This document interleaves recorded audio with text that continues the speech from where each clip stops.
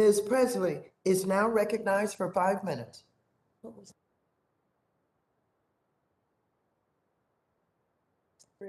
Okay, thank you, Madam Chair.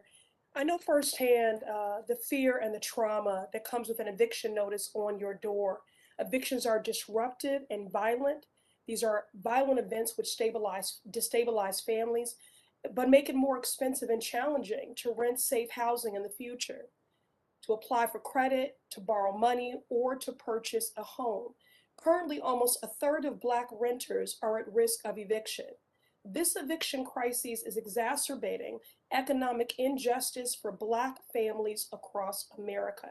Ms. Yento, while there is a clear economic justice case to support eviction moratoriums, wasn't the legal justification of the CDC eviction moratorium always to help us get COVID-19 under control?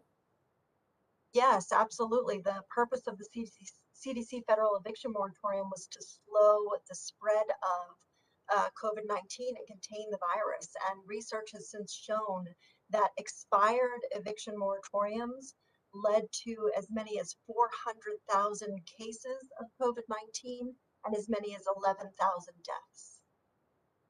That's right. So when I say eviction is policy violence, that's not just some catchy turn of phrase. We know that when 27 states lifted their eviction moratoriums during the pandemic, again, it led to some 433,000 preventable cases of COVID-19 and 10,700 preventable COVID-19 deaths. This policy failure has ended the lives of more than 10,000 Americans. Now, earlier this summer, before its expiration, some Democrats, including our chairwoman, Maxine Waters, and myself, fought hard to implore every option to extend the eviction moratorium, including passing legislation.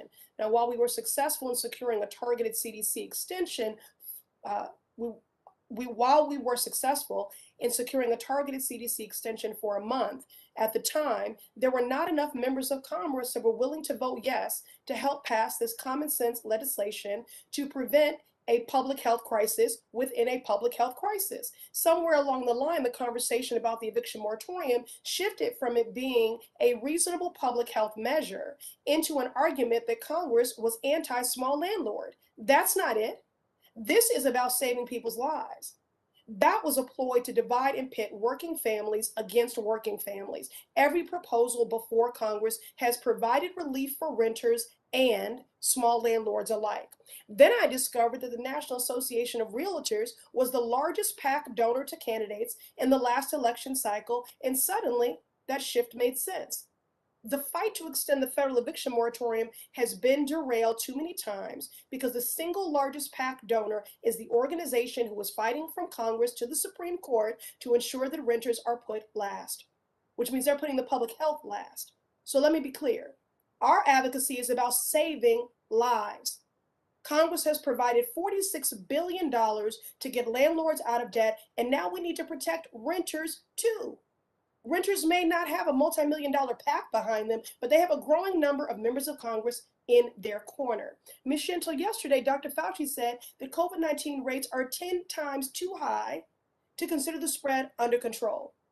Do you think that the federal housing agencies are doing everything in their power to get COVID-19 under control by protecting renters from eviction? I think they can and should do more. And Congress should as well. I mean, clearly Congress should implement a federal eviction moratorium as long as the Delta variant is surging and people are dying. But as you said, Congress doesn't have the votes to do so, and so federal agencies should act. We have urged the Department of HUD to implement an eviction moratorium for all federally subsidized properties, which we believe they have the legal authority to do now.